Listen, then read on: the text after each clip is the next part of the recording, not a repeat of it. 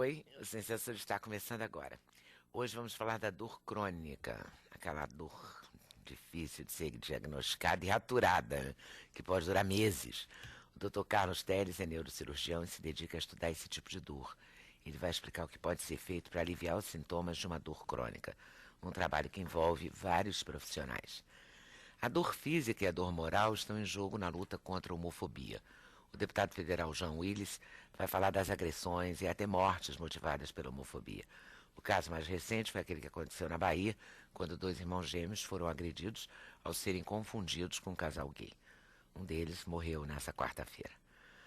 Vamos falar de teatro com Luiz Carlos Miele. Miele está em cartaz no Rio com um clássico que foi imortalizado no cinema, a peça O Mágico de Oz. Aliás, foi imortalizado no teatro também. Miele interpreta o mágico no musical, que tem no elenco 35 atores e 16 músicos. Teatro também é nosso assunto com Zé Mauro Brandt. Ele retoma a parceria com o músico Tim Rescala no musical Era Uma Vez Grimm. O espetáculo traz em cena os próprios irmãos Grimm, contando e interpretando seus contos mais famosos, como Chapeuzinho Vermelho e Cinderela. O musical tem duas versões, inclusive, em dias diferentes, né? Uma versão adulta e uma versão infanto-juvenil. Para a realização desse programa, contamos com a participação de vocês, nossos debatedores fixos, por telefone, por fax, por e-mail ou pelo Twitter. Eu vou começar falando da dor, porque dor é mais urgente. É que nem fome, né? É urgente. Não é que o seu caso não seja urgente, mas a dor dói muito, eu sinto muita dor, então sou muito solidária com quem sente dor. E dor física tira a gente do sério, né? Porque meio que conduz à depressão quase, né? Porque fica aquela coisa doendo todo dia, toda hora. Exatamente, exatamente. Deve, e você deve tem ser... muita razão quando diz que, porque para parodiar o Betinho, quem tem dor tem pressa. Tem pressa, é Entendeu? verdade. Então todo doente com dor quer ser atendido o mais depressa possível. Deve ser um inferno na clínica, né? Dor Todos não querem é- passar na frente do outro. Porque dor não é bom de ser sentido. né? Não. Dor é muito desagradável. E a dor crônica, ela fica meio permanente, né? Assim. A dor crônica é diferente, Leda. É preciso a gente diferenciar bem. Uma coisa é a dor aguda, a pessoa que leva uma queda e cai, quebra o braço. Quando o ortopedista vem, bota o gesso, a dor passa completamente, sem deixar sequela. Né? A dor do infarto do miocárdio, quem já teve infarto sente aquela dor horrível, mas depois que toma os remédios, a dor desaparece e tudo volta à normalidade. A dor crônica, não. A dor crônica, por definição, é aquela dor, em primeiro lugar, que já tem mais de 6 meses de duração. Em segundo, que é contínua, diária, o dia inteiro, todo dia, entendeu? E principalmente é aquela dor cuja causa não é passível de tratamento. Então você identifica a causa, mas você tem que dar um jeito para tirar a dor, esquecendo Ou de uma tratar dor da assim, causa. que não é passível de tratamento. Por exemplo, Olha, o exemplo mais comum que a gente tem é a dor do câncer. Tem pacientes que têm uma doença cancerosa e que fazem o tratamento todo, fazem a cirurgia, depois fazem a quimioterapia, depois fazem a radioterapia e aquele câncer está estacionário, mas a doente tem dor devido ao câncer. E você não pode fazer mais nada pela doença básica, pelo câncer. Então você tem que fazer alguma coisa pela dor.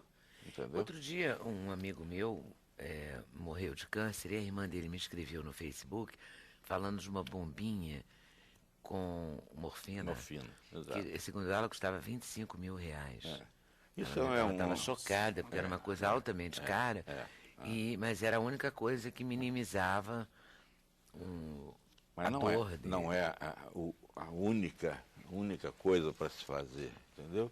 Essa bombinha de morfina são aqueles pacientes que você não tem mais nada que fazer e aí vai um alerta, né? A morfina é a última coisa a se fazer. Parece que era esse o caso. É a última coisa a se fazer. Tem muitos tratamentos para serem feitos com medicação, com cirurgia, com fisioterapia, com uma série de coisas, acupuntura, e em último caso você faz a morfina.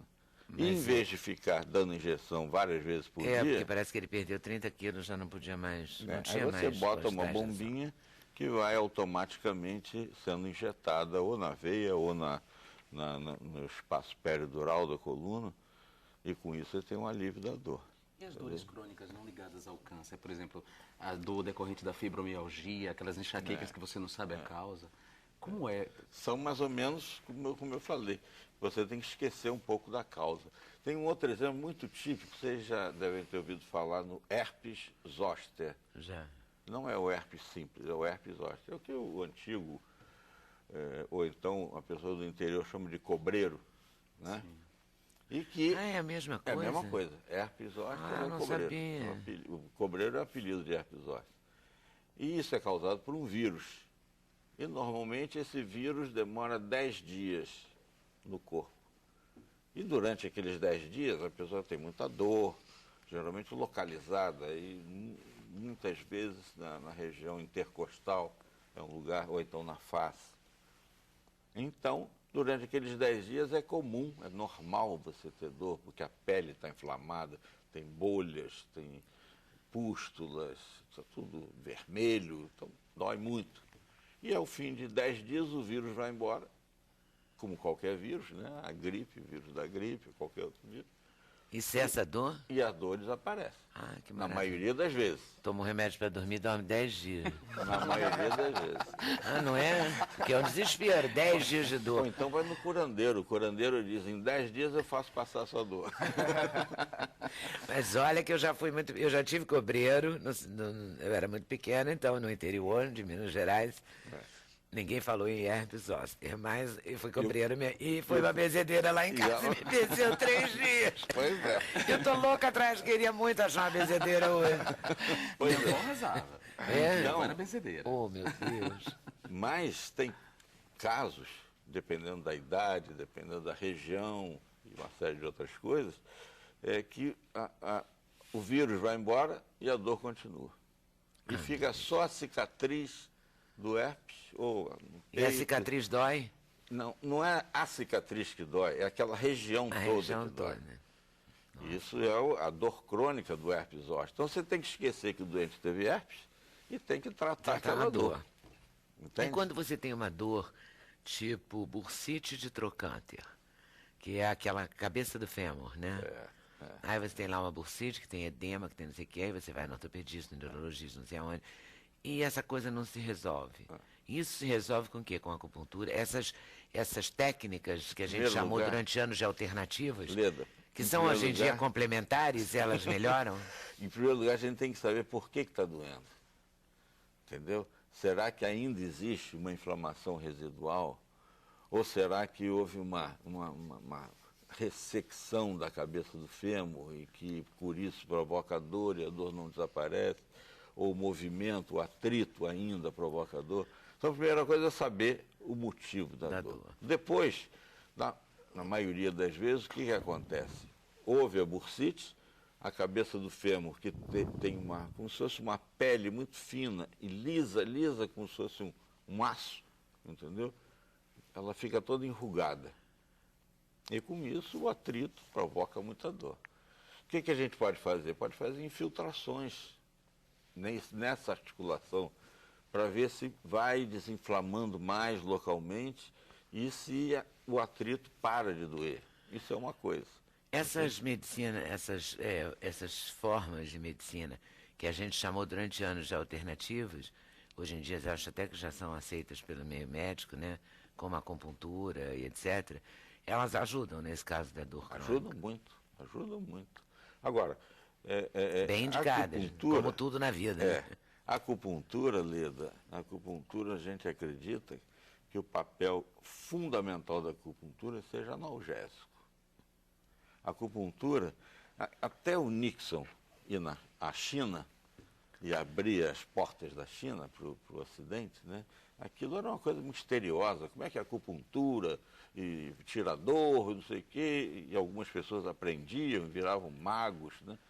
Depois as portas se abriram, Se houve democratizou intercâmbio, o todo mundo conhecimento. começou a estudar, e hoje em dia a gente sabe o seguinte, todo mundo já ouviu falar nas endorfinas. As endorfinas são hormônios cerebrais, fabricados pelo cérebro, e que ficam paradinhos dentro do cérebro, como se fossem pequenas células. E em algumas situações, são capazes de abrir essas células e deixar o hormônio circular. A acupuntura é uma delas. Doutor, desculpa, posso fazer uma pergunta? Pode? Existem teorias que dizem que é possível a cirurgia com anestesia feita através da acupuntura? Sim. Mas é isso que eu estou te dizendo. Se você conseguir, através da acupuntura, liberar tanta endorfina que a pessoa fique sem dor, você pode até operar. Puxa.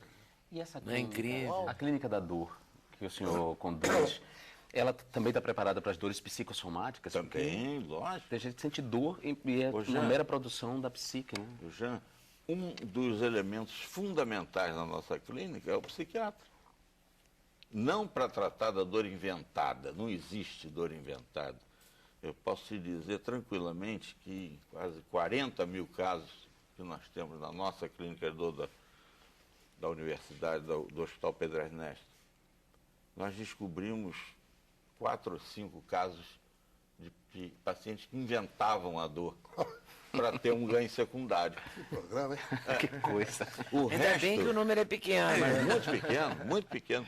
O resto, o que acontece? São dores que existem, mas, como você abriu o programa dizendo, a dor crônica, diária, que confina o paciente em casa, no leito, tira o prazer do paciente, esse leva à depressão, leva à ansiedade, o medo. E esse paciente precisa de um acompanhamento psicossomático.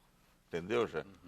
Para isso nós temos, então, nós fazemos psicoterapia de grupo para pacientes com dor crônica, nós temos psicoterapia individual, nós temos psicoterapia de base analítica com sessões individuais. Mas isso quando a pessoa não comprova a dor através de uma ressonância, de uma... Não, para pacientes que têm a dor, mesmo pelo assim? motivo que for, mas que essa dor está Deprimindo. causando depressão, ansiedade e outros estados. Faz muito sentido, porque eu tenho amigos médicos que falam assim, fibromialgia é essa entidade, entendeu? E quando eu entrevisto algum especialista sério, tipo o Goldenberg de São Paulo, assim, um homem que está, sei lá, 60 anos estudando isso e tal, um sujeito competente, e ele fala da fibromialgia, eu falo, não pode ser uma entidade, ele está falando sério disso, né? E mesmo os ortopedistas que falam que é uma entidade, eles têm um bonequinho, e falam assim, você tem que ter dor em todos esses pontos. Aí, sei lá, são 12 ou 18, aí você tem 11, aí não teve fibromialgia, pronto. Não pode ser tão Não radical. pode ser assim. Não pode ser Não é? tão radical. Porque uma coisa é muito maluca, né? Lógico. Não, o típico, característico do doente com fibromialgia é o doente, quando chega a você, você diz, aonde é a sua dor? E o doente diz, doutor, daqui para baixo dói tudo. Caramba. Isso é Não é dor mole, no corpo todo. E eu sempre digo para o meu grupo, para os meus assistentes, quem diz que tem dor no corpo todo, tem dor na alma. Então, a fibromialgia tem um componente emocional muito grande. Isso é sabido. Por isso, o melhor remédio para a fibromialgia, você sabe qual é? É um antidepressivo. Exatamente. É o quê? É antidepressivo. Antidepressivo. Já tinham me falado isso aqui. É o tratamento de Aqui eu tô escolha. Quase médico. Doente com fibromialgia é igual a receitar antidepressivo. É a medicação que tem efeito na fibromialgia, entendeu? Agora, realmente, não se sabe exatamente. Se você perguntar como é que é a patologia do infarto do miocárdio, você sabe, você corta o coração com infarto, está lá a necrose do músculo cardíaco, etc. e tal, né? A patologia de qualquer doença, você tem uma comprovação. Da fibromialgia não tem. Entende? Você diz, mas o que é fibromialgia? Não se sabe direito. É uma Não dor se sabe. diversificada. Exato. É uma dor multifacetada. Ela ataca vários membros. Só se Que sabe uma loucura. coisa, que o tratamento é antidepressivo e exercícios leves. Você não pode botar um doente com fibromialgia na academia, que ele vai ter crise. Antigamente, quando a pessoa infartava, guardava-se a pessoa em casa, né? Assim, antigamente mesmo, há 30 anos, 40 anos, sei lá. De repouso. De repouso, a pessoa não se mexia mais, ele infartou, né? Hoje em dia não, né? A pessoa infartou, depois faz vai caminhar, ginástica, depois vai fazer exatamente, musculação. Então o exercício é um componente importante para a qualidade de vida, etc. As pessoas com dores crônicas não conseguem, né? Pois é. É por isso que na clínica de dor nós temos vários especialistas. Então o doente precisa fazer uma fisioterapia, mas não consegue mexer com a articulação por causa da dor. Então temos um anestesista para fazer bloqueio anestésico. Então ele faz o bloqueio anestésico, libera a articulação e o fisioterapeuta vem e faz a fisioterapia. Agora, então ele só vai ficar bom se ele tomar anestesia, porque ele só vai ficar bom se fizer a fisioterapia. Exatamente. Entendeu? E a dor crônica é mais comum entre 50, 70, 60 e 80, 40 não e 30? Tem, quanto? Leda, não tem uma idade de privilégio, entendeu? Mas se a gente fizer um levantamento estatístico na clínica de dor, você vai ver a maioria dos pacientes tem entre 50 e 70 anos. Mas isso não quer dizer que dor crônica é mais comum nessa idade. São uma série de fatores. É mais frequente entre essas 2 décadas, entendeu? E essas chamados processos degenerativos, que eu também já vi um ortopedista falar para uma amiga minha assim, não liga para isso não, todo mundo depois dos 50 tem isso, e os radiologistas são muito poéticos falando disso. Seu problema não é o processo degenerativo, é esse aqui, né? Há processos degenerativos que não têm a menor importância e há os que são decisivos para a dor. Você pode dizer que não tem importância, porque você não vai poder Todos fazer têm nada. Isso, importância, você não vai poder impedir isso. Mas uns são mais dolorosos que outros, né? Se você tiver um processo degenerativo na coluna lombar ou na coluna cervical impede você de tudo. Sim. Você não pode dirigir, você não pode olhar no computador, você não pode se locomover, né? Em outras coisas, né? No pé você pode ficar com o pé para cima, esperar passar aquela inflamação e tudo. É verdade. Às vezes a gente vê umas pessoas assim com uma tipóia, né? Que é uma coisa que chamava Lera, agora eu já não sei mais como é que chama, já mudou o nome. Acho que é Dort. Dort, isso. Mudou. Dort. É porque teve que mudar porque Lea não deixava claro que era uma doença decorrente do exercício do trabalho, entendeu? E muitos trabalhadores não conquistavam o direito da aposentadoria e mesmo da licença porque não tinha essa marca na sigla que deixasse claro que era uma lesão decorrente do trabalho que ele fazia. Lea era só lesão por esforço repetitivo, então poderia ser... Era lesão por esforço repetitivo, daí o Lea. Mas é a mesma coisa, ficou assim horas no computador. Isso. O jornalista tem muito isso. Exatamente. Mas isso geralmente dá um processo agudo, né? Tanto que a pessoa tem que ficar um tempo com o braço parado para poder diminuir o processo inflamatório e com isso diminuir a dor. Então quase sempre é o processo inflamatório que dói. Né? No fêmur, no ombro. Exatamente. Né? Então o que eu aconselharia para uma pessoa que tem dor na articulação coxofemoral e dor há algum tempo, que não cede com nada, eu aconselharia que fosse vista numa clínica de dor, porque provavelmente vai precisar que a gente faça um bloqueio anestésico e para permitir a movimentação, entendeu? E depois aprender uma série de exercícios e exercícios posturais, inclusive, né? Para poder, então, se livrar normal. Se livrar da dor. É possível se livrar da dor. É possível, tá certo. Intervalo? E a gente volta já já? Pode ser, Cris? Então, foi. Sem Censura, um programa da TV Brasil.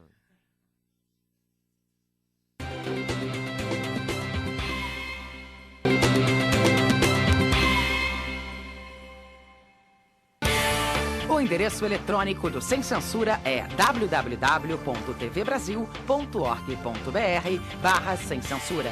Para participar do programa, o e-mail é semcensura@tvbrasil.org.br. No Twitter, acesse twitter.com/scensura. Telefone 0 operadora 21 2283 3000. Fax 0 operadora 21 2232 3271. Da dor física, vamos à dor moral e física, porque a gente leu essa semana madrugada de domingo, 24 de junho, em Camaçari, Bahia. 2 irmãos gêmeos saem abraçados numa festa junina. Aí umas pessoas, sei lá quem são essas pessoas, e se são pessoas, resolvem bater neles, porque teoricamente, para aquelas pessoas, entre aspas, que os viram, eles eram gays. Mataram um e o outro está muito machucado. E não é a primeira vez. Tem um caso de Piracicaba, tem um caso, o ano passado, pai e filho. O ano passado não, esse ano, que foi onde? Foi ano passado, Foi ano no passado? interior de São Paulo. Eles foram espancados porque... O pai perdeu a orelha, teve o pai metade perdeu a orelha, porque entraram numa que aqueles dois eram homossexuais, ou gays, seja lá que nome tenha, e deem. Ora, francamente. Então, não sei o que a gente tem que fazer. Né? Se a gente educar leva tempo, por isso que eu acho que educar, sim. Sempre. Mas eu acho que também tem que ter uma posição objetiva, né? Sim. Agora, para não acontecer isso. É. Isso é de um absurdo, né, já? É chocante, porque isso incide sobre o direito dos homens de expressarem afeto público, né? Assim, ou seja, os homens heterossexuais também não podem expressar afeto público. 2 amigos. São vítimas da homofobia. Se jogarem futebol, deram um abraço depois do gol, você tá alguém pode sujeito. interpretar mal. Não. Isso mostra que a homofobia, ela não vitima só a população homossexual, só a comunidade homossexual. A homofobia vitima a sociedade como um todo na medida em que 2 homens, pai, filhos, irmãos, não podem expressar afeto público. Isso é lamentável, né? Agora, Leida, é importante a gente falar uma coisa aqui que, em geral, as pessoas confundem cada vez que o movimento homossexual, o movimento LGBT vem a público reivindicar seus direitos e falar desses crimes, as pessoas falam, olha, mas vocês estão falando do número de 300 homossexuais mortos no ano passado, vítimas da homofobia, mas vocês esquecem que o número de pessoas que morreram no ano passado, de pessoas heterossexuais, é muito maior. E aí eu quero explicar para as pessoas o seguinte, nas estatísticas da violência urbana, todos estamos incluídos. Está incluída você, que é heterossexual, está incluído eu, que sou homossexual. Todos nós somos potencialmente vítimas da violência urbana. E os números da violência urbana dizem respeito a todos nós. Sim. O crime de ódio se caracteriza por se abater apenas sobre aquele grupo. Ou seja, além de eu ser vítima da violência em potencial urbana, eu sou vítima de um tipo também, ou seja, mais de um tipo de crime que só se abate sobre mim, que é o crime homofóbico. E a razão desse crime se abater sobre mim é o fato de eu pertencer a essa comunidade. Então, o crime de ódio se caracteriza por vitimar não só uma pessoa, mas toda a comunidade a que aquela pessoa pertence. Cada homossexual, cada negro, cada mulher que morre vítima desses ódios específicos, o ódio sexista, o ódio racista, o ódio homofóbico, cada um deles ali que morre junto, todos nós que fazemos parte dessa comunidade, porque essa violência queria se abater sobre todos nós, coletivamente. E isso é lamentável, e os requintes de crueldade estão só se alarmando. Cada vez piorando mais. Cada vez piorando. Nesse caso de Piracicaba, o menino foi deformado, né? Teve foi o rosto desfigurado. Exatamente. Ele era... E depois de desfigurado, morto. Quase sempre assim, né? Mata-se, mas depois vai lá e viola o corpo, fura os olhos, tira as vísceras, empala. Para você ver, essa é a característica do crime de ódio. Esse menino de Piracicaba foi morto porque os amigos disseram que ele era afeminado. Então eu fico pensando, por exemplo, nos meninos e meninas desse país inteiro, desse Brasil profundo, onde a força da lei não chegou, que tem essas identificações de gênero, por exemplo, são mais afeminados, gostam de roupas fora desses padrões sociais, como essas pessoas são potencialmente vítimas dessa violência. E essa violência não cai do céu, é importante que se diga, né? Antes dessa violência se concretizar, nessa violência dura, o assassinato, a agressão, existe uma violência simbólica construída e que vem ganhando muita força no Brasil, sabe, Leida? Uma desqualificação da homossexualidade, uma desumanização da homossexualidade através de discursos religiosos. E aí é importante que a gente toque nesse assunto, porque eu acho que a mão de pastores fundamentalistas, e aí eu quero dizer que não são todos os pastores, nem é toda a comunidade cristã, muito pelo contrário, né? Mas os pastores fundamentalistas... inclusive cristãos mesmo, né? Isso. Que não fariam isso. Que não fariam isso, exatamente. Porque como cristão você não pode fazer, não matarás. Não, exatamente, né? Exatamente. Mas a mão desses pastores fundamentalistas, as mãos estão sujas desse sangue, porque eles colaboram para essa violência dura na medida em que eles discursam diuturnamente que a homossexualidade é uma abominação. Então, se a homossexualidade é uma abominação segundo esse discurso, a pessoa se sente autorizada a matar aquilo que não é humano, aquilo que é abominável, aquilo que é um pecado nefando, aquilo que é coisa do diabo. Então, uma coisa não pode ser separada da outra. Isso deve fazer sentido porque antigamente não se matavam. Tanto. homossexuais. Tanto, sim. Não era uma coisa comum como a gente tem lido hoje. Eu acho que as notícias não chegavam. Não, eu acho que a informação é que melhorou, né? Porque antigamente as era pessoas não prestam diferente. queixa porque também tem medo. Você tinha uma... Digamos que você não tivesse, assim, você não... Como é que eu vou chamar isso? É até difícil usar a palavra, porque vou ter que usar, entre aspas, tolerância. Sim. Mas eu me lembro, na minha cidade, você também... Você é de Sim, Salvador mesmo? Sou ou do interior, de Alagoinhas. Interior, você Inclusive vai próxima de perceber. Camaçari, dessa cidade Dessa que aconteceu o crime. Eu sou de Juiz de Fora, em Minas. Não era assim. A gente tinha o rapaz da loja de quadros, que saía na escola de samba. A gente identificava, mas não tinha nenhum... Ele nunca deixava de ser convidado. Sim. Não tinha O que o Zé uma coisa tão brutal, sabe? O que o eu Zé Mauro acho, como fala tem é hoje. verdade. Assim, tem uma visibilidade maior porque houve uma democratização dos meios, o movimento homossexual se fortaleceu muito, portanto, virou um instrumento de pressão política, mas também a Leila tem razão na medida em que, nos anos 70, a androginia era celebrada. Vê o sucesso do Ney Matogrosso, dos Novos Baianos, dos tropicalistas, a androginia era celebrada, havia um clima cultural de aceitação da diferença maior. Mas a partir dos anos 80, quando começa esse processo aí de Esse avanço religioso o também. fundamentalismo, e aliado, claro, a um débito que o país tem, que o Estado brasileiro tem com a sua população, que é de uma educação de qualidade, que permitisse uma vida com pensamento às pessoas, portanto, a aceitação da diferença, uma coisa unida à outra, criou esse clima de intolerância generalizada. Você não tem noção da quantidade de difamação, de ofensas que eu ouço, que eu leio, tenho que ler no meu Twitter, no meu perfil no Twitter. Eu, às vezes, vejo você respondendo e falo, não sei por que ele responde isso. É porque nós temos sangue de barata. Eu falo, eu nem daria confiança, porque bloqueia. Eu bloqueio, essas eu boto meu pessoas bloco na rua. horrorosas. Eu bloco na rua, Não, meu porque bloco. é uma coisa absurda o que as pessoas dizem. Né? E cada vez Ontem apareceu uma psicóloga.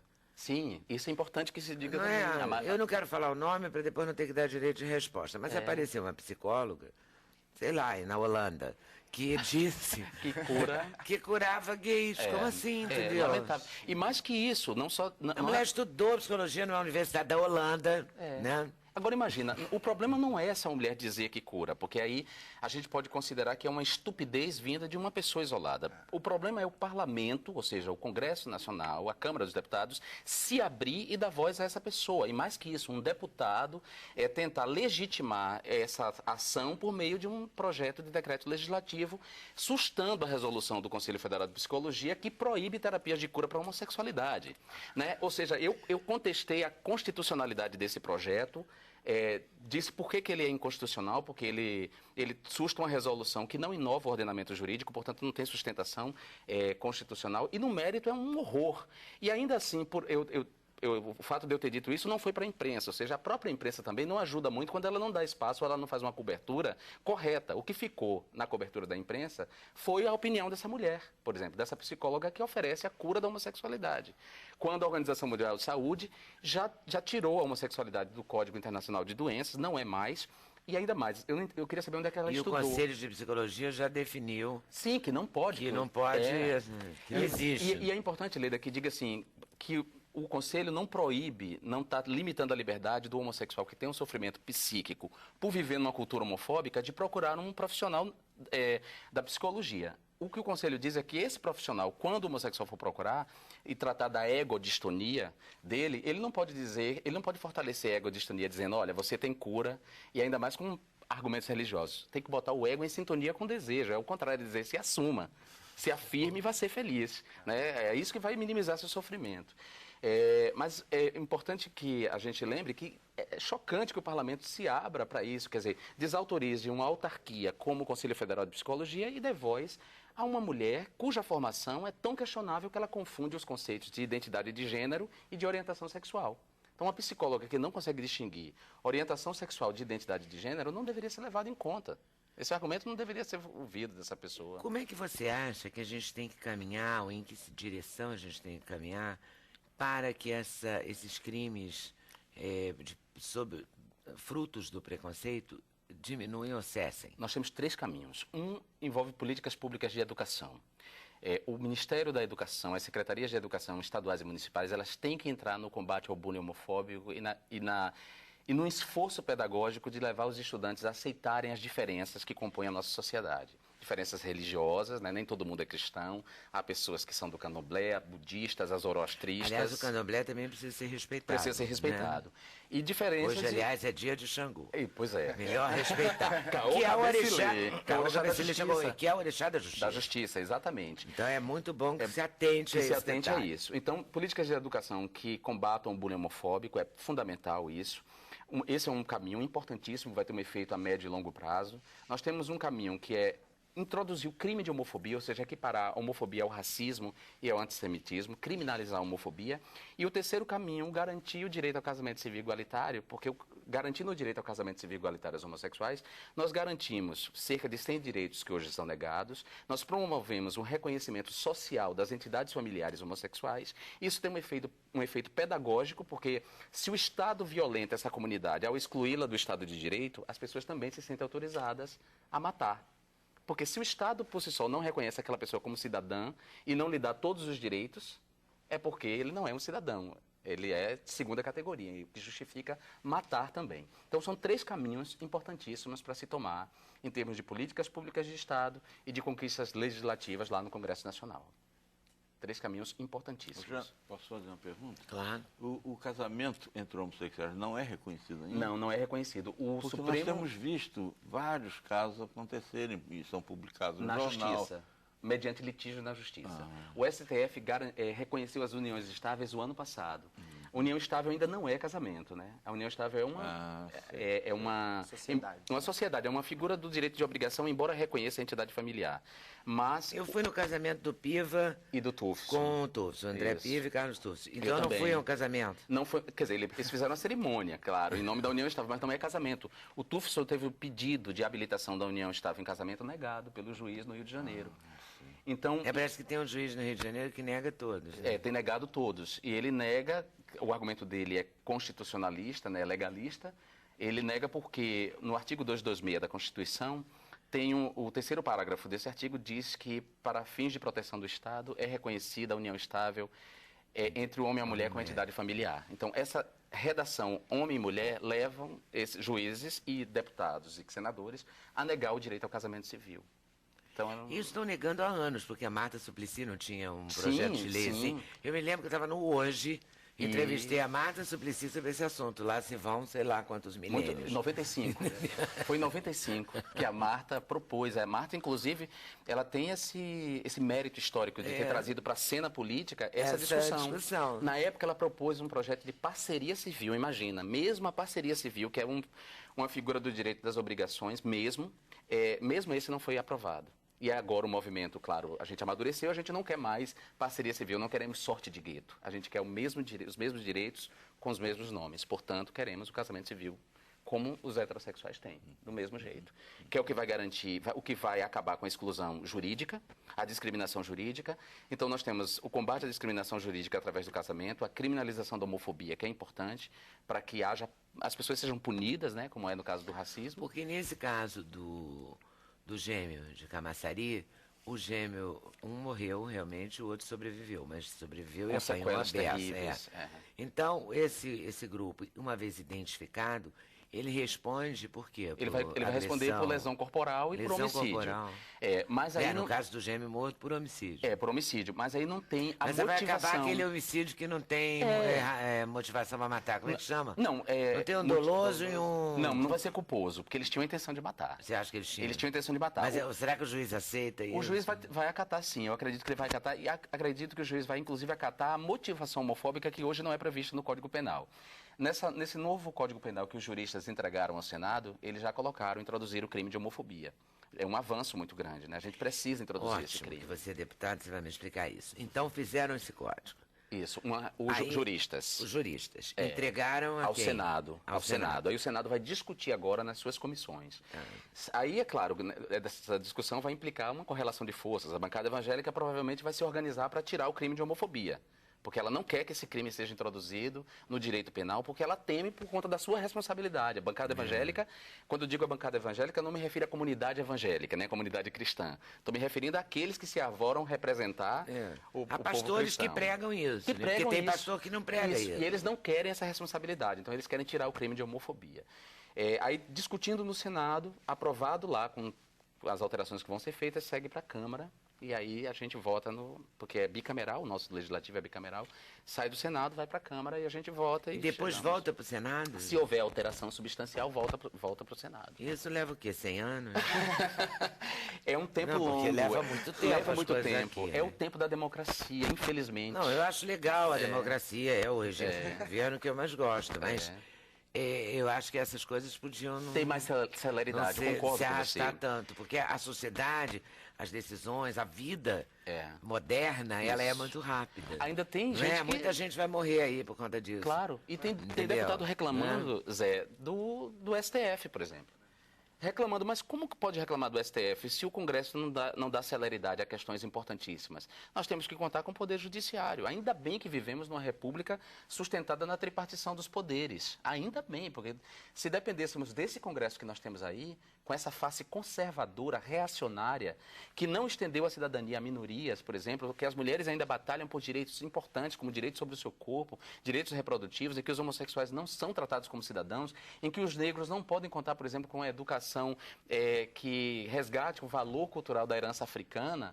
Imagina se a gente contasse só com esse Congresso. Porque essas coisas levam muito tempo. Quer dizer, quando você vota que os estudos africanos devem ser introduzidos no currículo, isso leva, sei lá, 10 anos para ser implantado na realidade. Tudo leva muito tempo. Muito tempo. Porque é uma resistência. O mundo é muito ágil, a sociedade muda de comportamento muito rapidamente. Muito Quando a gente falou dos anos 70 eram mais tolerantes, a gente está nos 40 anos. Eu acho que a gente ficou mais conservadores. Você não concorda não, Miele? Nós ficamos mais conservadores, assim, do ponto Ficamos mais caretas. Caretas, eu acho que dos anos... Estou pensando no seu Twitter hoje, depois da sua exposição toda aí. Vai bombar.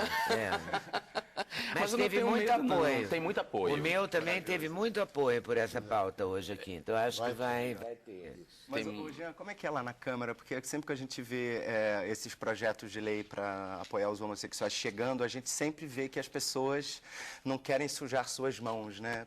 Como é isso lá, você que está lá dentro? Olha, os deputados... Existe uma frente parlamentar LGBT composta por alguns deputados, mas cada deputado trata esse assunto até a página 2. Quando ele vê que isso compromete eleitoralmente ele, que isso mexe com a base, tira as chances dele de reeleição, portanto, de sustentar seus privilégios, eles recuam e não falam mais. Daí a importância do meu mandato. Eu não temo não me reeleger. Eu não tenho medo de não me reeleger. Os orixás me colocaram nesse mandato. Não foi nem... porque eu fui eleito graças ao coeficiente eleitoral do meu partido, né? Que eu fui o segundo mais votado do partido, mas Chico Alencar teve uma votação expressiva que garantiu 2 vagas para o PSOL. Então, já que os deuses me colocaram nesse lugar, eu tenho que fazer desse mandato um mandato positivo em nome das minorias. E aí eu não tenho medo de tocar nesses temas. Eu vou lá e enfrento, mantenho essa chama acesa, que é importantíssima. Entendeu? Eu falo sem medo dessas questões que a gente tem que enfrentar. Política Mas isso é uma coisa da vida política. Você vê, durante o governo de vários presidentes da República, eu vou até evitar também os nomes, para não dizer que eu sou daquele partido, porque eu não sou de partido nenhum. Durante anos, vários presidentes da Colômbia, do Brasil, etc., da América Latina, não se envolveram com a questão das drogas. Aí, uma vez não mais presidentes, e uma vez sem chance de concorrer de novo, eles aceitam discutir a questão. Aí fazem a cúpula, aí defendem as teses que deveria defender enquanto era presidente. Como presidente, porque teriam feito essas teses virarem realidade. A questão da maconha que está nessa nova proposta, né? Isso, Oleda. De quase descriminalizar, quer dizer, aquela coisa de plantar o vasinho. Sim. Isso mata o traficante. Descriminalizar o consumo é fundamental. A gente só tem uma lei seca, a gente só pôde elaborar uma lei seca de controle do consumo de álcool no trânsito, porque o álcool é legalizado. Entendeu? Se permanece na ilegalidade, no vácuo da legalidade, é óbvio que vai ter espaço para traficante, para exploração, para homicídio. Agora, a gente passou anos fazendo debate aqui no Sem Censura para colocar a palavra cola, C-O-L-A, cola, nas drogas usadas. Esses meninos cheiravam cola, e não tinha cola, e ninguém escrevia isso. Entendeu? Então você não podia E é fumar legal, né? maconha, Você não pode podia comprar cheirar ali na cocaína, não loja. podia, mas os garotinhos cheiravam cola na cara da gente. Aí você ia falar com o guarda, mas o senhor não está vendo que ele está se matando? E o guarda dizia, não posso fazer nada, não tem cola escrito lá na lei. Olha que A loucura. gente passou anos falando, entrevistei deputados, ministros, senadores, juízes. Eu acho que hoje tem substância, não sei o quê. Uma substância que dá na cola, entendeu? Mas não tem a cola, eles não escreveram. Política deveria ser discernimento, eu acho assim, né? Política para mim é discernimento, e discernimento implica você ir, muitas vezes, contra o senso comum. Isso é fundamental, se colocar contra o senso comum em alguns momentos. Eu acho que não pode deixar essa coisa assim, não. Tem uma coisa que eu botei até no Facebook, na minha página, que eu não estou achando agora na minha cabeça, não estou guardando, que alguém que tenha compartilhado e tal, podia mandar para mim, que é se você não é gay, se você não quer ser gay, não seja gay, se você não quer fazer isso, não faça isso, enfim, dos direitos. Sim. Entendeu? Que é uma coisa bem simples, assim, bem lógica, que devia... Claro que é... Que todo mudo tem o direito de... Você não quer ser gay, não seja gay. Não seja. Mas não precisa matar o gay, é isso que eu estou querendo dizer. Claro, é isso e bater, mesmo. você não tem esse direito. Deveria Você ser tem o assim. direito de não ser. Sim. Não é? Esse sim. direito é seu. Isso. E ninguém está querendo mexer nele. Sim. Né? O direito de não ser ou de ser é individual. Uma outra coisa que as pessoas confundem muito uma é assim, escolha um também. heterossexual, óbvio que ele não vai praticar a homossexualidade porque ele é heterossexual. O desejo dele, o afeto dele não se dirige para alguém do mesmo sexo. Agora, essa pessoa que não gosta da prática, que não pratica a homossexualidade, não, essa pessoa não é homofóbica. Agora, a Não pessoa é. que tem ódio e aversão e chama de abjeto, e chama E xinga. né? E diz que é nojento e que é abominação, essa é homofóbica. Essa pessoa é homofóbica. E as pessoas têm uma dificuldade de aceitar isso. Elas querem praticar a homofobia, mas elas não querem ser chamadas de homofóbicas. Eu vou para o intervalo, a gente volta já já. Também tem hora do recreio aqui, penso que. Vamos falar do Mágico de Oz, vamos falar dos Irmãos Grimm.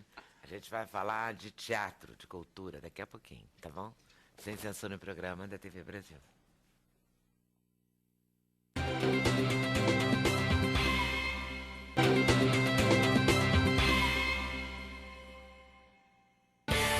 O endereço eletrônico do Sem Censura é www.tvbrasil.org.br/sem censura.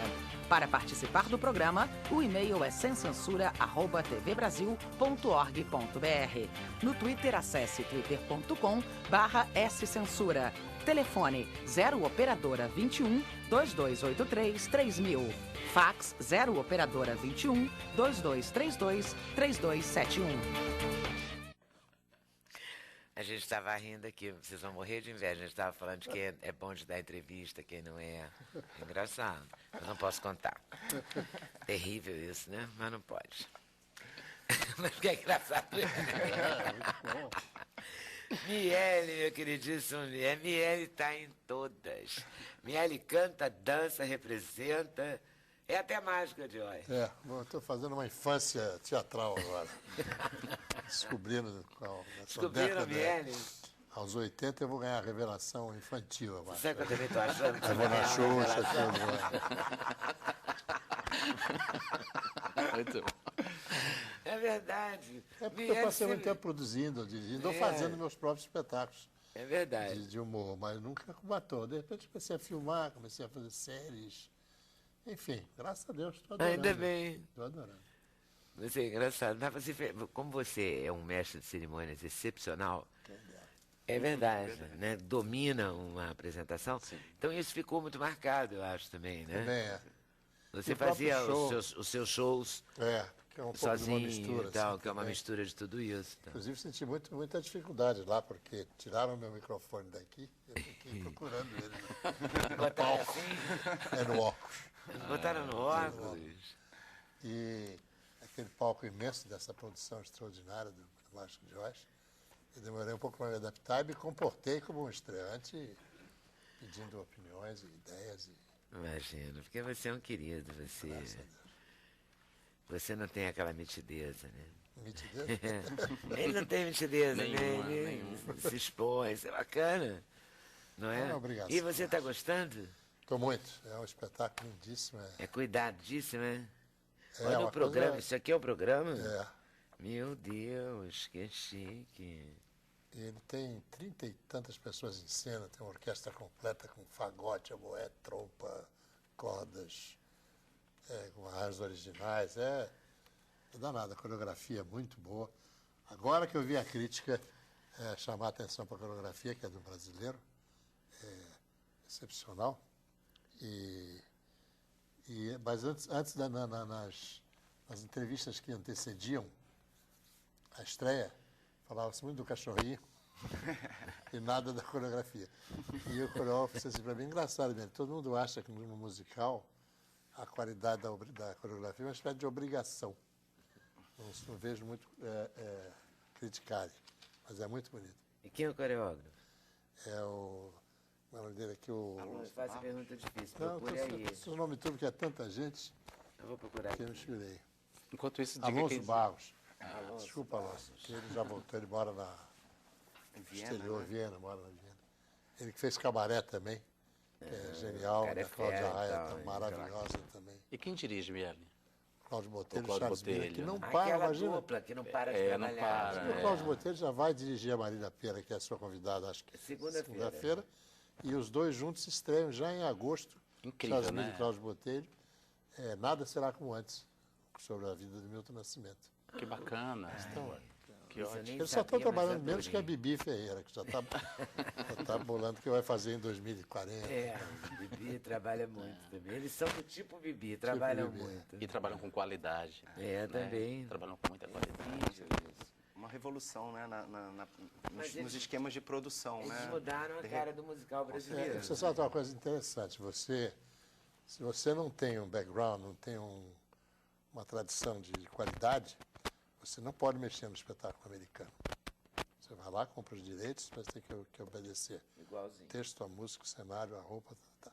Eles, que já fizeram 29 espetáculos no Brasil, têm a liberdade. Já conquistaram, né? Posso fazer isso, posso mudar o texto, posso... É uma conquista isso. Tanto que comigo aconteceu uma coisa curiosa, quando eu fui convidado, a Tina, que é a menina responsável pelos convites, Tina Salles. falou, Miele, você quer fazer o Mágico Tininha, Jorge? Eu falei, mas o quê? Fazer o quê no Mágico Jorge? Muito obrigado. Falei, o mágico. Eu falei, mas o mágico não faz muita coisa no Mágico de Jorge. E eu vou entrar no espetáculo Charles Miller Cláudio Botelho sem cantar? Não quero não, eu vou ficar frustradíssimo. Ela falou, depois eu te ligo. Aí ligou 2 dias depois e falou, você vai cantar. Que O ótimo. Cláudio Botelho vai escrever uma canção para você, É mesmo? então, que não existe no espetáculo, em lugar nenhum do mundo, né? Agora você vai cantar. Eu falei, então, que horas é o ensaio? Agora já Que ótimo. Já mudou tudo. Olha ele aqui.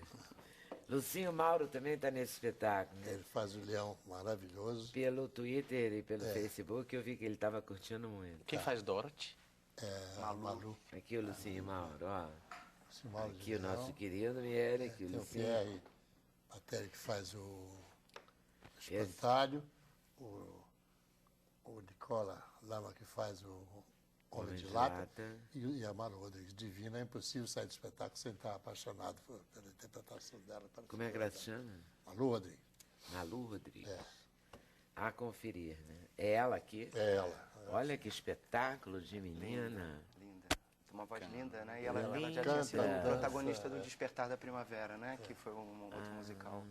Quem faz as E bruxas? eles descobrem umas pessoas A também, bruxa, né? Com certeza. a bruxa má é a Maria Clara Gueiros, Que delícia. de Viena, que tem possibilidade de botar uns cacos mais regionais, mais brasileiros, então a plateia se diverte muito com ela. Deve ser, porque ela é bem, né? Ela é boa, ela é versátil. Querida, Bela.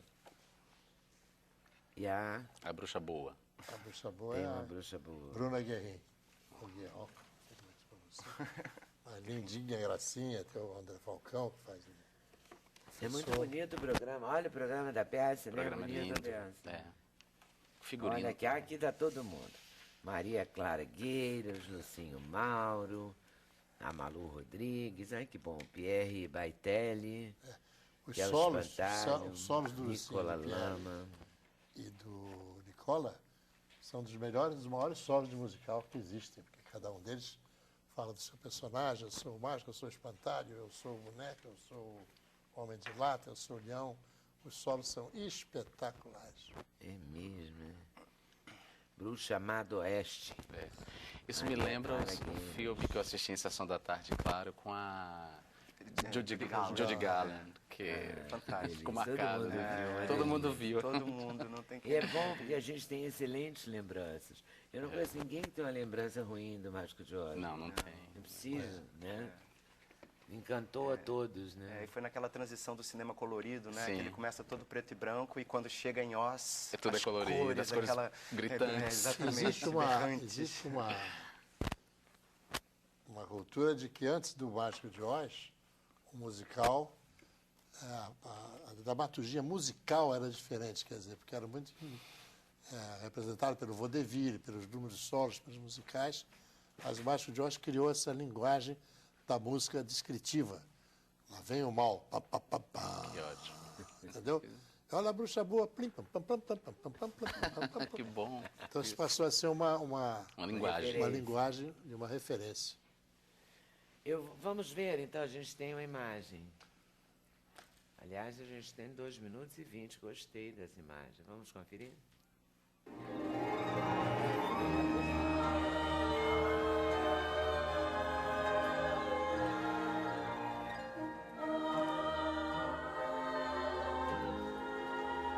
Gente, eu nunca vi papoulas tão bonitas. Eu acho que as papoulas são minha flor predileta. O cheiro é tão maravilhoso. E essas vozes. Eu também posso ouvi-las. Parecem ninfas do paraíso. Mas o que está acontecendo? Eu não consigo mais andar. De repente me deu um sono. Ei, dê as mãos, a gente leva você puxando. Ah, não. Eu preciso descansar só um minutinho.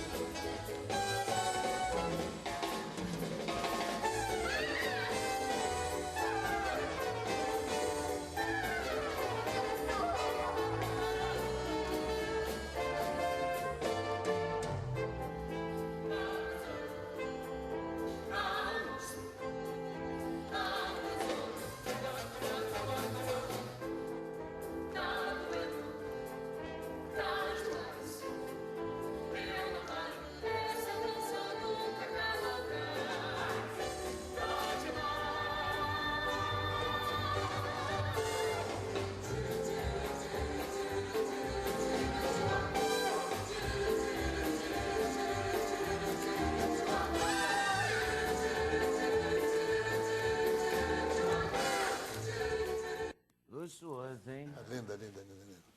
A gente vê pela qualidade do programa, né?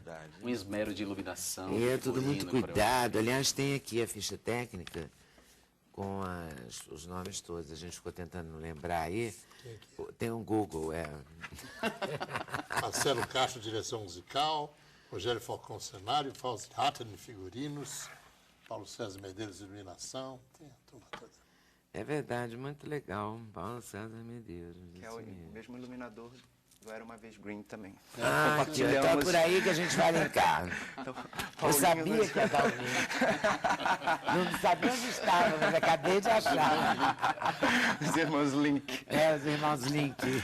A verdade é que a gente temos muitos Olha links, que bonito. né? Olha aqui, estou falando de programa bem feito, né? Esse é lindo. Capricho, hein? Olha que barato. Maurício Greco. O designer. E você tem a imagem, são 2 contos, né? A Cinderela e o Junípero, né? A Cinderela recebe o vestido da árvore, está de um lado. O Junípero, ela chora uma gota de sangue na raiz da árvore, é o outro lado, né? Muito Cada um bom. representando Tá muito bonito. Mas ele tem uma coisa interessante, né? Porque ele é um musical sobre contos de fadas também, né? Mas é preto e branco, digamos assim, né? Por isso que a gente quis fazer também um tipo de teatro que eu gosto muito, que o Mágico de Oz também vem contribuir com isso, que é o teatro para todas as idades, né?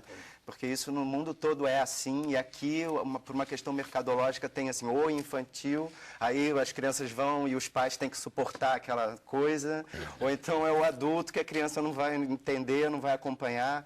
E os contos de fadas dos irmãos Grimm, como exatamente já na sua origem, já foram destinados, né? Porque o livro dos irmãos Grimm inicialmente se chamava Contos Maravilhosos para as Crianças e para o Lar. Ou seja, eles convocam os adultos para serem os mediadores dessas histórias com as crianças, né? E a gente queria falar um pouco sobre isso, fazer um conto de fadas mostrando os contos do Grimm como eles são, com toda a sua face oculta, seu simbolismo, suas dores, seus amores, a crueldade e a justiça, né? Engraçado que são histórias da vida toda, né? Foram escritas quando? Pois é, esse ano Será que eles tinham essa dimensão de que de certa forma, gerações? Porque, de qualquer forma, eles escolheram muita coisa que já estava permeado no imaginário popular, que já era dito na tradição oral. Com certeza. Eles registraram muita coisa que já estava ali atravessada. Na verdade, eles só foram compiladores, na verdade. Eles Foram não inventaram, repórteres, exatamente. assim, repórteres do seu tempo. Exatamente. Isso. Eles eram, na verdade, juristas, advogados por formação, que se apaixonaram pela filologia e começaram a pesquisar sobre a origem, a história das palavras, e pesquisando isso, eles começaram a descobrir que o que as pessoas falavam mesmo em casa eram contos de fadas, né? Estava numa época em que os contos das Mil e Uma Noites estavam sendo revelados para o Ocidente, estava tendo uma descoberta da importância da tradição oral como um reflexo da sua identidade cultural, né? E eles estavam numa época, aliás, respondendo a sua pergunta, 1812 lançou a primeira edição, o primeiro volume da primeira edição dos Irmãos Grimm, ou seja, 200 anos atrás. Então, esse espetáculo também vem comemorar esses 200 anos. E nessa época, a região em que os Grimm viviam tinha sido ocupada pelos franceses nas ocupações napoleônicas. Então, o Jacob Grimm tem a incumbência de ser o bibliotecário particular de Miss Jérôme Bonaparte, o irmão de Napoleão, que era o rei da Westfália, que é o reino onde francês, né? Mas eles românticos, romantismo alemão, Goethe, todo esse pessoal ali em volta, e eles ali naquela opressão acharam que os contos de fadas iam criar uma identidade alemã. Eles ali na surdina, naquela biblioteca magnífica que devia ser do irmão do Napoleão, eles foram conhecendo os contos e foram idealizando esse livro para ser realmente um presente para a Alemanha, ser um reflexo a identidade alemã estaria ali embutida nesses contos. Essa foi a motivação principal. E aí, ao longo das edições, eles descobriram o sucesso que fez com as crianças. Foi traduzido ainda com eles em vida, foi traduzido no mundo inteiro. Eles fizeram a última edição em 1857, em vida, né, que eles chamam da edição definitiva, e abrandaram um pouco, já o segundo Reich já havia ascendido, a Alemanha já era um país outra vez, e eles deixam esse legado maravilhoso que mudou a história da leitura, da literatura no mundo, né? Ô Zé, tem uma onda de releitura desses contos de fada, né, desses contos, no cinema, com as adaptações da Chapeuzinho Vermelho, A Garota da Capa Vermelha, a Branca de Neve. Eu comprei recentemente e li o livro da Anne Rice, A Bela Adormecida, Os Desejos da Bela Adormecida. Você consultou essa onda, a série do Grimm, que você consultou e isso ajudou você? O que é que você acha dessa releitura aí? Olha, isso me instigou muito, até para não fazer isso, porque eu acho que a gente conhece muito e às vezes a gente é saturado, né, pelas adaptações infantilizantes dos contos, e quando você vai no original, você descobre que o lance é outro, né? A Cinderela dos Grimm é totalmente diferente da Cinderela do Disney. Como é a Cinderela dos Grimm? Pois é, a dos Grimm, ela é toda calcada nos valores do romantismo, ou seja, não existe fada madrinha. a magia da Cinderela do Green está na relação dela com a natureza.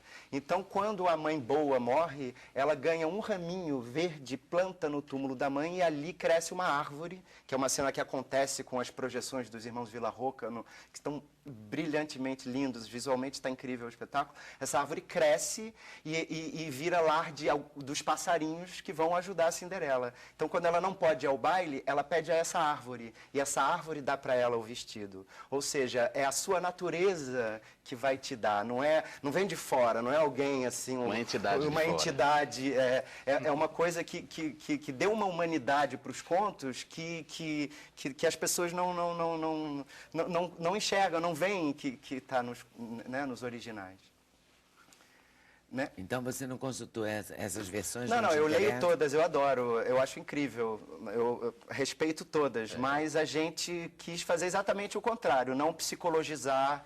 A gente seguiu muito uma frase que os próprios Green dizem no programa: qualquer transformação que tire a ingenuidade e a pureza dos contos de fadas roubam ele do ciclo a qual eles pertencem. Então, aí sim você faz um espetáculo que é para adulto, para criança, porque são símbolos, são arquétipos. O mal é o mal. O mal não é mal porque, eu não ganhei, porque normalmente as adaptações são assim. A gente quer psicologizar, quer mostrar por quê, né? Eu sou má porque meu pai me maltratava e aí eu sou má. Não, a pessoa má é má, malvada, as madrastas, feitas brilhantemente pela Janaína Azevedo, são más, que você fica, no primeiro conto, por exemplo, ela simplesmente decapita o filho, ele quer uma maçã, a maçã está dentro do baú e ela fala: filho, você quer uma maçã? Aí ele vai pegar, ela fecha o baú. E não satisfeita com isso, ela põe o corpo do menino com a cabecinha em cima e fala para a filha legítima: minha filha, vai chamar seu irmão para ele ganhar a maçã dele. Se ele não responder, dá-lhe um tapa no ouvido. E a menina vai lá e a cabeça rola e ela fala: você matou seu irmão. Eu arranquei. Ou seja, a transferência da culpa. Sim. Quer dizer, são tantas coisas que são tão vivas. Tudo está no conto dele? Tudo isso está nesse conto Junípero há 200 anos, né? Ou seja, há 200 anos, esse conto é um conto infantil. Olha, eu vou falar a verdade, é melhor deixar esse conto guardado. Porque, você vê, se não leem esse conto, já está no que deu a nossa sociedade, você imagina se os caras aquela mulher da IOC deu essa história bem. Não pode? Ai, que medo. Eu me lembrei de um conto do Rubem Fonseca, que ele fala, já que você falou dessa recomendação dos irmãos Green, dizer não tirar essa pureza. Tem um conto do Rubem Fonseca que ele diz que violência está nos contos de fada. Ele pega o caso de João e Maria, o conto de João e Maria. Sobre abandono, né? O abandono, a violência de abandonar aquelas crianças, elas serem criadas para serem comidas. E aí é muito interessante esse conto do Rubem Fonseca, que eu acho que, se eu não me engano, está infeliz ano novo. Que o gatinho é sádico, totalmente. Mas com certeza. Mas tem aquele famoso psicanalista, o Bruno Bettelheim, né, que escreveu A Psicanálise dos Contos de Fadas. E ele dizia isso, que o conto de fadas é o território mais seguro para você trabalhar os seus conteúdos violentos, obscuros. Né? Então, no conto, você vai exorcizar essa violência. Então, quer dizer, na verdade, o exercício de lidar com isso nos contos é para você se tornar uma pessoa mais humana, né? E saber que isso existe e como lidar com isso. Há várias críticas sobre o Márcio de Oz, que tem uma leitura de várias injunções políticas e... Com certeza. Dentro da a coisa do olho do furacão, né? Da coisa do americana, do espírito americano da época. E é importante dizer, Leda, que a gente está fazendo um musical que é inédito, né? Quer dizer, a gente tem um grande compositor, muito se homenageia um Cole Porter, Sondheim e etc. Mas nós temos vivo aqui conosco um grande compositor de teatro, que é o Tim Rescala, que fez uma partitura maravilhosa. Nós, infelizmente, não temos 18, mas temos 5 músicos, assim, todos das sinfônicas brasileiras e tal, assim, mainstream da música, sem instrumentos harmônicos, ou seja, não tem um piano, também viola, violoncelo, trompa, clarineta e flauta, tudo escrito uma partitura de 2.000 páginas, totalmente inédita. Ele é incrível, assim. Eu tenho uma admiração por ele e a música tá, assim, de chorar mesmo. E essa coisa do terror, né, Leda, virou muito humor. A gente estreou ontem, então agora que a gente está vendo como a coisa está funcionando. Foi uma incrível a recepção do público, como as pessoas riam, né? Então você ri da sua tragédia, você ri dessas coisas, é também um jeito de você superar, né? Então foi realmente uma grande surpresa e... Você fala do time, mas você também é fenomenal, você é brilhante.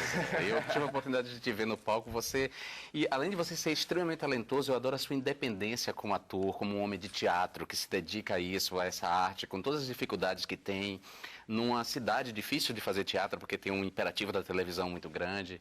Parabéns, eu não vejo a hora de assistir esse espetáculo. Faz o texto, né? Vai lá buscar o patrocínio. Exatamente. Essas grandes montagens, no Brasil, elas duram o tempo do patrocínio. Exatamente. Porque depois não se segura pela bilheteria. Não há como... Não se segura. E o teatro aqui foi passando de... Era terça, quarta, 2 quintas, 2 sábados, 2 domingos. Agora é sexta, sábado e domingo, às vezes quinta. Porque falta políticas culturais que permitam que os espetáculos fiquem mais tempo, que ampliem o acesso da população aos bens Mas culturais. qual é isso também? Daqui a pouco o deputado esperto fala assim, ó, descendente português paga meia. Também tem isso.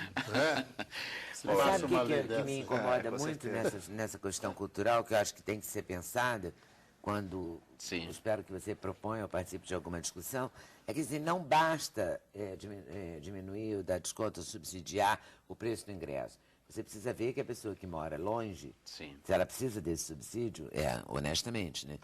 Claro, essa não é uma discussão já está exploração. instalada. Se ela precisa pagar menos porque ela não tem dinheiro, ela mora longe. Portanto, ela não tem como ir ao teatro, porque quando ele acaba, não tem mais ônibus. Sim. Entendeu? Então, essa tem várias é variáveis uma coisa aí, né? intrincada aí. Isso. Né? Tem que ir embora, senão acaba o meu ônibus. Acaba o ônibus, como é que ela vai ao teatro? Mas essa discussão já está instalada lá. Já está instalada, nós temos uma discussão agora, acabamos de aprovar, por exemplo, o projeto da deputada Jandira Fegali, o Cultura Viva, que dá força de lei, digamos assim, aos pontos de cultura. Nós temos uma discussão sobre um novo método de financiamento da cultura no Brasil, que não seja a Lei Rouanet, que é o Procultura. Essa discussão já está sendo feita, de modo a ampliar o acesso da população, a garantir a vida dos espetáculos, né? Assim, que ela não fique tão dependente do mercado, livrar, porque também se fica só na mão do mercado, o cara do Bradesco vai querer só patrocinar ator global. E aí deixa de patrocinar o Zé Mauro Brandt e outros atores que têm um trabalho incrível. Então eu vou fazer justiça aqui, porque eu também, como fiquei assim, anos e anos nos editais para tentar fazer o meu primeiro musical, só agora aos 40 anos me veio essa oportunidade graças à Eletrobras, Oi Futuro, o FAT, né, da Prefeitura do Rio, e a Secretaria de Estado de Cultura e o Ministério da Cultura, MINC. Ou seja, existe realmente... durante anos eu tinha esse discurso, meu Deus, e a gente? Não tem lugar, mas acho que se a gente insiste um pouquinho, mas não tinha que insistir, nós temos que democratizar, Com certeza. Não precisa insistir, tem que democratizar. Mas também tem que pensar na qualidade da coisa, Sim. não é só democratizar. Não, claro, a qualidade Porque aí sempre. assim, não, tem que democratizar, e tem que ter todas as pessoas que estão fazendo umas bobagens, umas coisas chatíssimas. Não é verdade, porque aí bagunça o negócio. E as entendeu? pessoas também encaram os editais de cultura como uma loteria, né? Então, você abriu o edital, faz 30 projetos, vamos ver qual que rola. Vamos ver qual que rola. Exatamente. Isso é um rola que não tá desrespeito a essa programado. política. Exatamente. Aí uma pessoa que tem 3 anos um projeto, que está pesquisando aquilo, o cara lá que foi contratado para julgar vai falar assim, não, põe na pilha. Entendeu? Assim, isso Gostei mais desse título. Fala sério. Vou chamar um pouco para a gente ver um pouquinho do Era Uma Vez Grimm. Vamos. Ave que canta, ave que voa, isso eu sei que sou. Ele saiu de casa com tanta pressa que esqueceu um dos chinelos. Olha lá, um pé descalço e outro calção. Que preguiça de canto, Ave. Repete o teu canto pra mim. Davi. Olha, que belas plumas. Todas verdes e vermelhas. E sabe cantar como nenhum outro. E seus olhos brilham como estrelas. Repete o seu canto pra mim, lindo pássaro. Só que de graça eu não canto, não. Já cantei muito. Isso está totalmente fora de questão. No entanto, ouvirás de novo meu lindo cantar. Só terás que me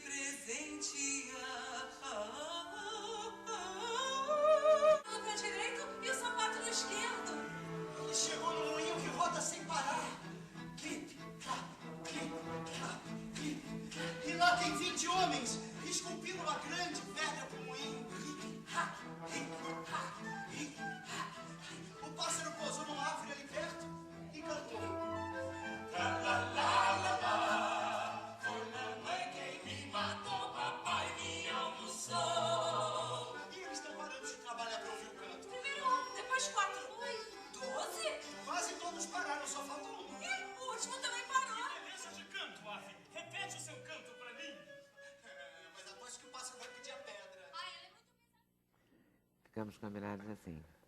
Vou pro intervalo e volto já já, sem censura no programa da TV Brasil.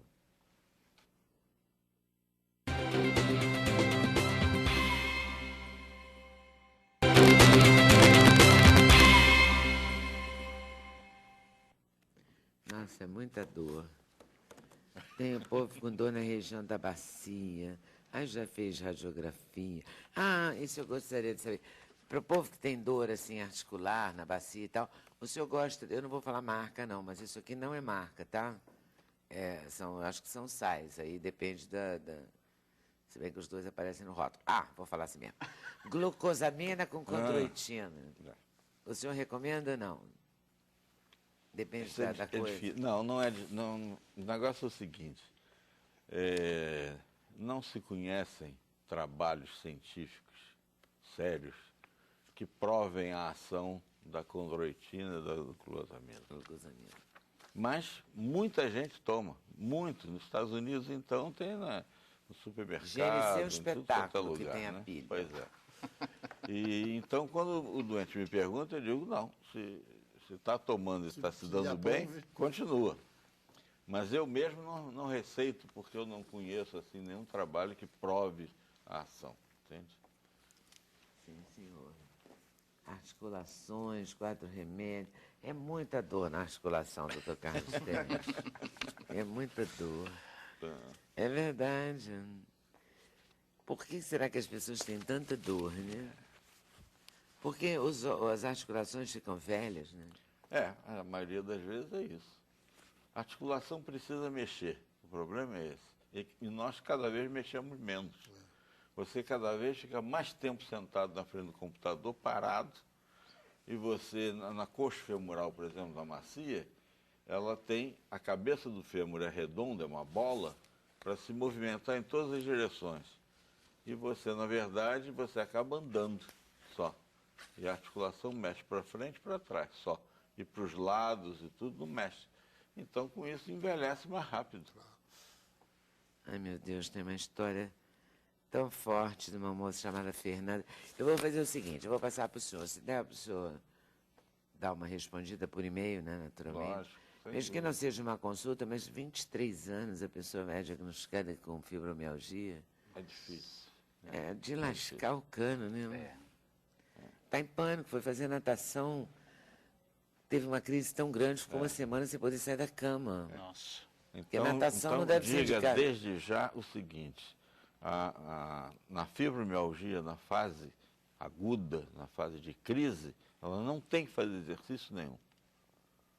Não tem que fazer exercício nenhum. Agora, depois que sair da crise, então o exercício leve está indicado. O que é leve? É uma hidroginástica? Não, o exercício leve é, por exemplo, caminhada. Pode fazer uma hidroginástica. Pode fazer uma musculaçãozinha? Aí já é pesado. Aí já faz na água, então, na hidroginástica. Na hidroterapia. Tá, na hidroterapia. Tá certo, doutor Carlos Teres. Obrigada por ter vindo. Seu Miele, quando é que é? Estamos mesmo em cartaz, somos o Mágico de Oz, nós mesmos. Setembro. Você é o Mágico de Oz, olha que lindo. Até outubro no Rio, depois São Paulo. Aí tu vai gostar, né? Vai voltar para São Paulo. Eu fiquei 16 anos indo e vindo toda semana a São Paulo. Agora de uma firma de eventos lá. Vai ficar um pouco lá e um pouco aqui. E está onde em cartaz mesmo? João Caetano, sexta a domingo. De sexta a domingo. E o nosso Era Uma Vez Grimm? Sim, nós estamos no Teatro Sesc Ginástico, de quinta a domingo às 19 horas. E a versão infantil estreia no dia 7, sábados e domingos às 16 horas. Também a gente está abrindo o horário infantil lá no Sesc Ginástico. Vai ter uma versão adulta e uma infantil, mas a partir de hoje, de ontem, já estamos lá, quinta a domingo. Uma versão adulta e uma infantil?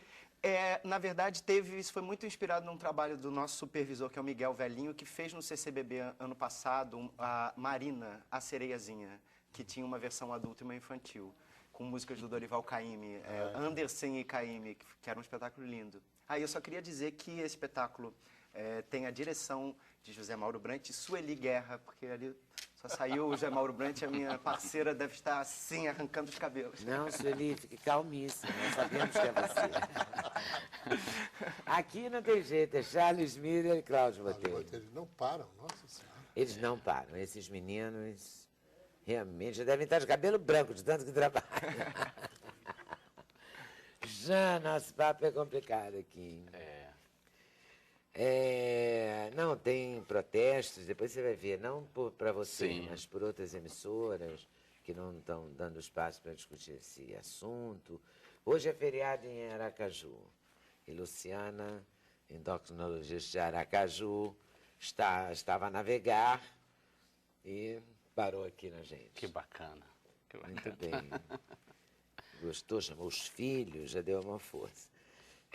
Só tem elogio. E perguntando muito pela sua reeleição, mas como eu não posso falar de política, eu vou não deixar vamos pra falar. reeleição você falar no horário político. Mas eu quero dizer para as pessoas que logo mais tarde eu vou estar no Cine Odeon, vai ter um evento do Cine Clube LGBT, vai exibir documentários sobre o casamento civil igualitário.